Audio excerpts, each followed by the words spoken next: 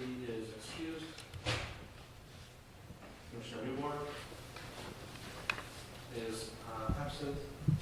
Commissioner Perry. Here. Commissioner Rubenstein. Present. Commissioner Sandberg. Present. Commissioner Smith. Here. Vice Chair Hawkins is excused. And Chair Cook. Here. We have 9 present.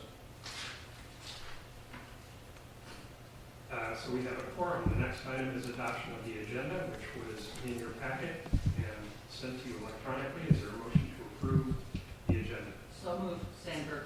Second, Perry. Any discussion? Not all in favor, say aye. Aye. Any opposed? Motion carries. The next item is the chair's report. First, I'd like to turn it over to City Clerk Casey Carl, who is going to introduce our new city attorney. Thank you, Mr. Chair. It's my privilege to introduce formally our new city attorney here in the City of Minneapolis, Kristen Anderson. And as you no doubt already know, Ms. Anderson was appointed by Mayor Fry, confirmed by the City Council about 3 weeks ago. Her service began with the City of Minneapolis on September 26th. Ms. Anderson has more than 2 decades of experience in local government, legal practice and government. It includes her service as the General Counsel at the Minnesota Department of Management and Budget. Prior to accepting her appointment here as city attorney, in that capacity, she also served as the state's ethics officer.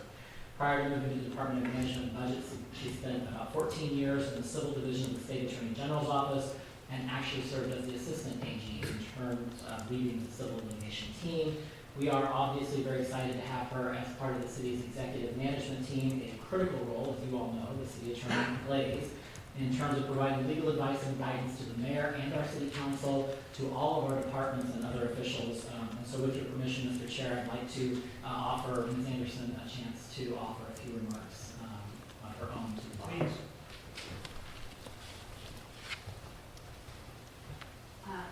Hello, Commission members, Mr. Chair. Casey didn't actually tell me that I was going to have an opportunity to address this for this, so. And You've only got 45 minutes. well, there you go. I had to tickle my throat, so I have a piece of candy in my mouth, so I don't choke. It's so nice to meet all of you. As Casey already mentioned, I have a long background in public law practice. I've been practicing as a lawyer for 26 years, but 22 of those years were as a lawyer in state government, from being a litigator at the Attorney General's office to being an advisor at Minnesota Management and Budget. So I come to this role with a real appreciation for what good government can do for the people of Minnesota and here for the people of Minneapolis. It's something that I hold in very, very high regard and really have dedicated my entire public practice to, which is really why I'm here. I see this role as a really, really unique role to really tangibly make life better for the people of Minneapolis. In my roles in the past, they were really important and exciting roles in terms of learning the law and being able to have a lot of impact on state government, but not a lot of public interaction. You know, sort of behind the scenes, doing a lot, and I hopefully a lot of good, but the thing that's exciting about this role is that it has much more outside focus, really gives me an opportunity to engage with the community and partner with all the policymakers to try to really make government in the city of Minneapolis function as well as possible to serve the people who live and work and play here. So thank you so much for your service and for welcoming me, and I'm sure that we'll be working together over the course of time. So thank you. Thank you very much for joining us. I just want to say, I'm sure I speak for the entire commission when I say we've come to rely on and appreciate very much the help we get from the city attorney's office, both with redistricting and with things, big projects like the plain language charter, the redrafting of the entire charter, and the government structure amendments specifically. So look forward to working with you. Thank you. In your You as office. well. The next item is just to update you on the after action report, which we discussed at our last meeting. As I think if you check your inbox, yesterday of the final report on redistricting. And since it just hit our inboxes yesterday, and we all haven't had a chance to read it, I'm going to put that on the agenda for November. Okay, without objection. I would also appreciate your authorization to permit me to testify at the hearing on the City Council's proposed ordinance implementing the government structure amendment. There is a public hearing next week. I would like to speak on behalf of the commission and say that it's consistent with our intent. Our intent was that there would be implementing legislation, and we appreciate putting that into place and honoring the spirit of the government structure amendment and expressing our willingness to assist if any charter amendments are necessary for implementation. Chair Clegg, are you looking for a formal motion or just general consensus? I'm looking for a motion. I'll make that motion. Thank you. Second, Perry. Is there any discussion? If not, all in favor say aye. Aye. Any opposed say no. So I will testify next week on behalf of the Charter Commission. The next item is item number 4. That is on the recall of public officials amendment proposal. I'm going to ask the amendment review committee chair to give us a brief summary of the actions the committee took for this meeting last week. Thank you, Mr. Chair. We did meet was it last week or 2 weeks ago? Maybe 2 weeks. 2 weeks ago. 2 weeks ago yesterday. And after pretty extensive discussion, I think everybody put their 2 cents in, it was decided that even though we only had what initiated this whole thing, or instigated it, were 2 emails, very similar from, which weren't signed, but we thought it was an important enough issue that we should take a further look at it. Not necessarily with an eye toward definitive action, but the idea we decided that we would suggest to the whole commission that we set up a working group to take a look and then report back to the full commission after they've done their work. And I think that's a good outcome. I think everybody is ambivalent right now about whether this is a good idea or not. We need more information, and I know Mr. Casey is about to give us some more information. But what prompted me to say, yeah, let's take a further look, was the fact that state law gives chartered cities like Minneapolis the right to install a recall ordinance. Now, or I guess in this case, it would have to be a recall amendment to the charter. We are the only of the charter cities in Minnesota. We right now are the only ones that do not have a recall provision.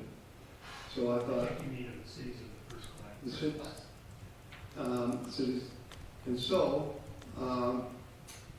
that's on that basis we thought, well, let's just take a look. And you know, in many respects, Minneapolis is unique. Maybe we should stay unique, but on the other hand, we should take a look at this. So I would move, Mr. Chair, that that the commission set up establish a working group to investigate municipal recall in the state of Minnesota. Second. Before we discuss or take action on that, I know that the city clerk has prepared a short summary of recall provisions in the state of Minnesota and has a presentation to offer as well. So, city clerk Casey Carr. Thank you, Mr. Chair. I just want to make sure that everyone got a copy of this memo that I shared with the clerk. There are extra copies for the public with the clerk up here, and then hopefully all of your monitors are on so you also can watch the PowerPoint presentation as I go through this. Appreciate having a moment to share with you some high-level, sort of level-setting information about recall in the state of Minnesota, and specifically how that relates to municipalities or city recall. At the start, I will say Minnesota doesn't have great experience with municipal recall. There haven't been a lot of experiences with city recall efforts. And so despite this, as you may be aware, there was a recent action by the city of Two Harbors to recall its mayor. So very recently, there has been a very public recall that was successful of the mayor, but that is not the norm in the state of Minnesota to have recall at the municipal level. So just sort of bringing up what this says, as Commissioner Kozak mentioned, in Minnesota, the recall of elected municipal officials is possible if a home rule charter includes a provision for recall in its charter. If not incorporated under a home rule charter, recall is not a standard feature of any of the plans for municipal forms of government in the state of Minnesota. So a statutory city is prohibited from using recall. Cities with home rule charters, however, are permitted under this statute I've got on the slide in front of you, 410.20, to include recall of its elected city officials if it's in their charter, but it does not specifically provide the legal basis, nor does it describe the process or other details about the mechanics of how recall works at the municipal level. According to the League of Minnesota Cities, of the state's 107 cities which operate under a home rule charter, so of the 107 charter cities, 55 do include recall in their charters. That's roughly half. So about half of all charter cities in Minnesota do include recall in their charters.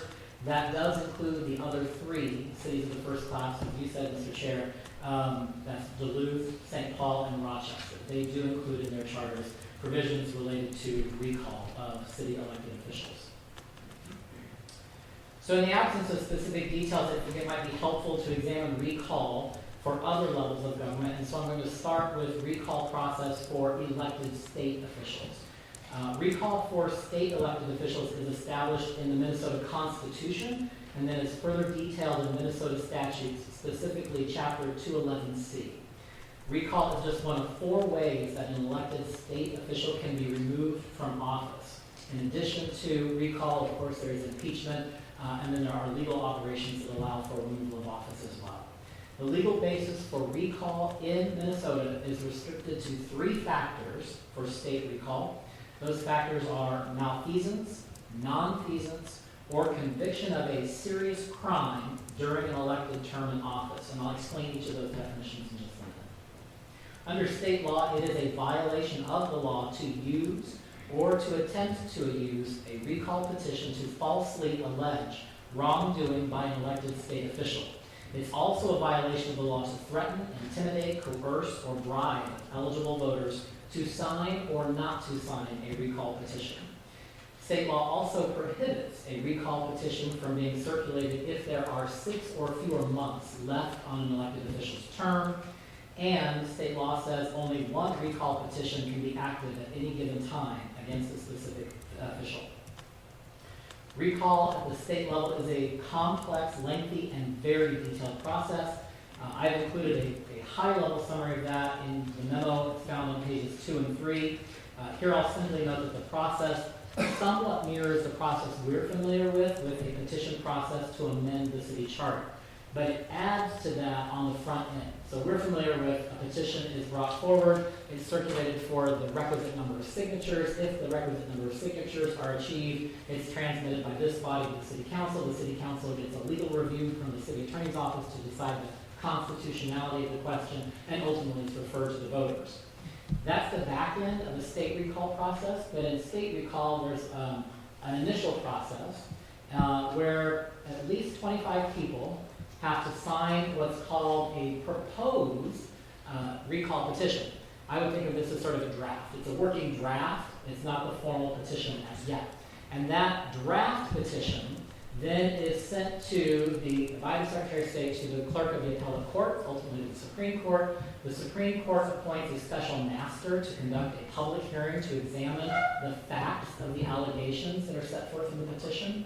If the special master finds that those facts or the allegations are factual and true, they submit a report back to the Supreme Court. The Supreme Court then orders the Secretary of State to issue the recall petition, now as an official petition. And the petition committee has the opportunity to gather the signatures and to, if they get the number of valid signatures, put that on the ballot for recall. It's a straight up or down, yes or no question by the time it gets on the ballot. A yes says the official should be recalled. A no vote means no, they should not be recalled. And a majority of those casting ballots in question are required to have the recall become effective. So that rough draft piece is unique to the process at state recall efforts. And then the back part plays out as we're familiar with the charter amendment, where there's the gathering of the signatures, the verification of the signatures, and then further review before it's submitted to an election. Again, I summarize that process on pages 2 and 3 of the memo if you want more details. This slide provides a very high-level synopsis of the information that's provided for you. I said I would return to these definitions. Here you can see the 3 reasons legally allowed for recall are malfeasance, nonfeasance, and serious crime. Malfeasance, my layman's definition of this is using your office to conduct an unlawful or wrongful act.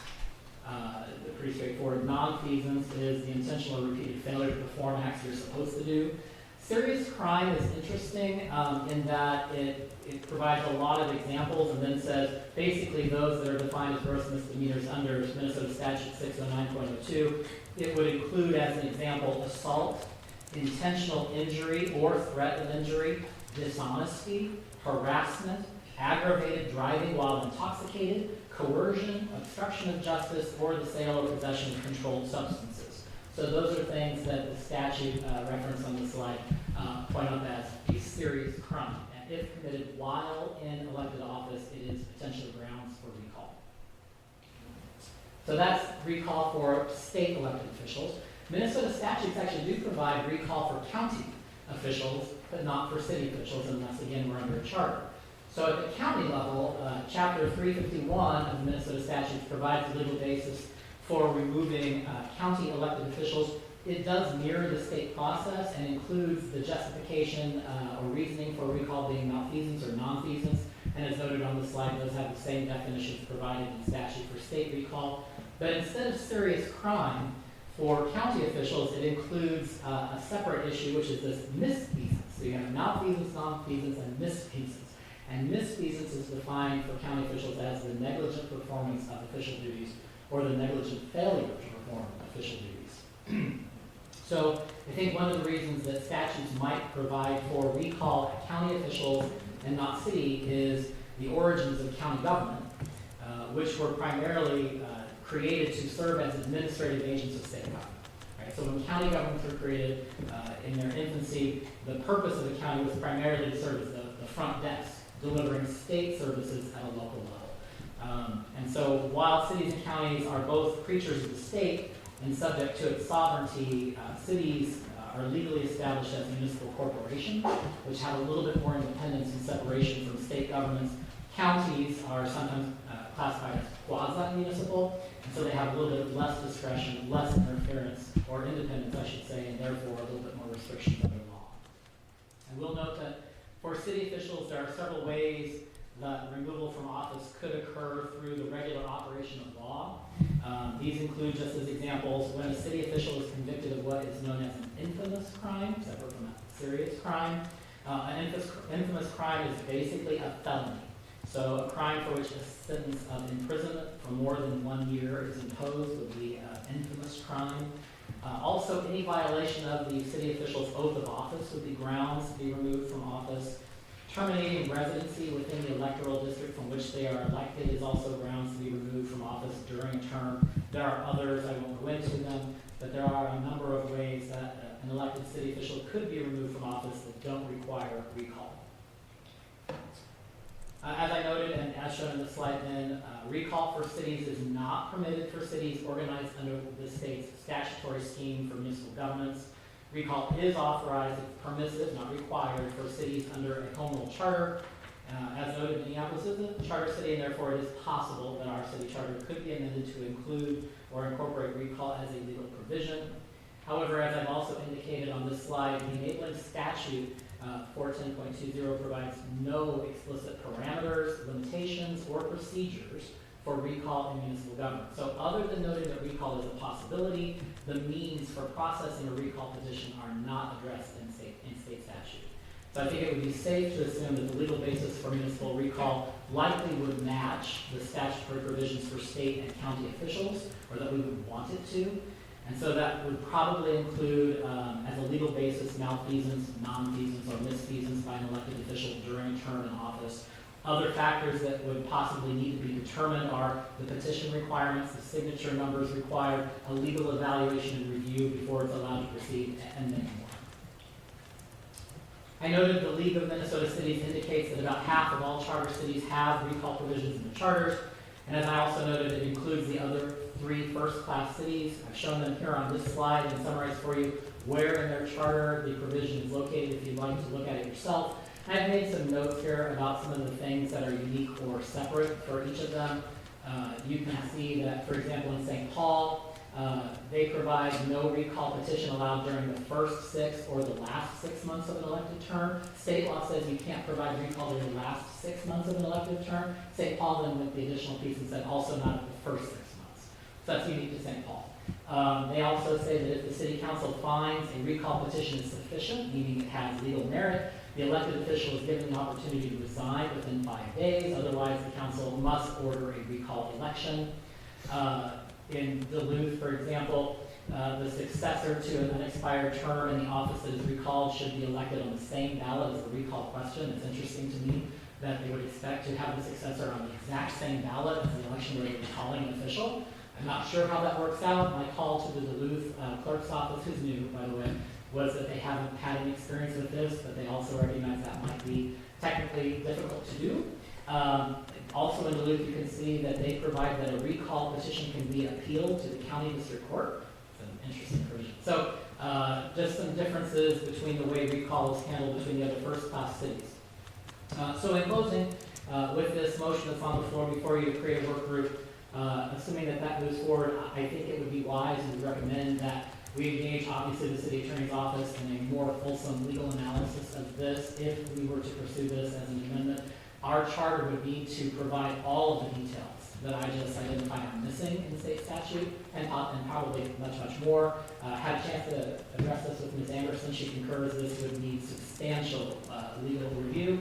And because, as I mentioned, Minnesota doesn't have a lot of experience with city-level recall, we probably need to look at other states and comparable jurisdictions in those states that have more experience with recall at the local level than have we here in Minnesota. And then also, I did get some great help from the attorneys who work at the League of Minnesota Cities, and it would potentially be worthwhile to involve them in a presentation, since they do have a database of all charter cities, and they have a handle on what those charters provide and things like that. So concludes my summary of the memo I gave you. I'm happy to answer questions, and I know Ms. Anderson can also speak to this as well. Could you go back one slide? Mhm. Oh, I see. There. Are there any questions for Mr. Carr? Thank you, Mr. Chairman. Mr. Carl, I'm looking at this, just to reiterate what you said, we would have pretty wide discretion about how we set this up. There aren't any real constraints that state law would impose on how we do it. And I look at the city of Rochester, which I don't think you mentioned, in terms of the details. Their law, or their recall provision, seems to mirror the state law very, very, almost verbatim.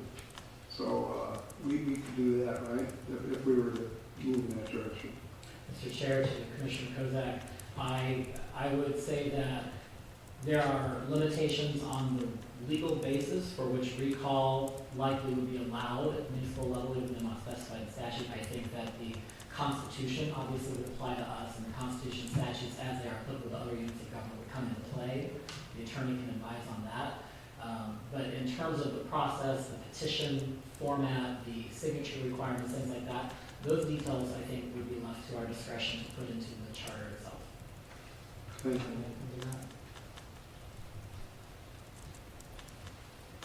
Mr. Chair, members, I agree with everything Mr. Carl says. I do think that we do have to think about the idea of due process. I think that when we look at the state procedures and look at the other procedures that exist in other charter cities, it really is mindful of due process rights that elected officials have to their office and voted for them have to have that particular elected official represent their interests. So I think you have some amount of discretion, but it's not going to be wide open because it is going to have some level of checks and balances to ensure that the due process is given. Thank you. Is there anyone? Commissioner Sanders? It's just personally, I see this as more of a two-step process. I think that the work group would be doing general work, obviously based on what our lovely clerk has done for us already, but talking to the League of Cities, not formally drafting an amendment yet. I think that's beyond a decision point. I mean, I could easily see the work group either saying, oh yeah, we want to go ahead and draft something, or saying, you know, it's an interesting idea, but, you know, perhaps the public should do a petition to do this. We're not comfortable ourselves drafting an amendment.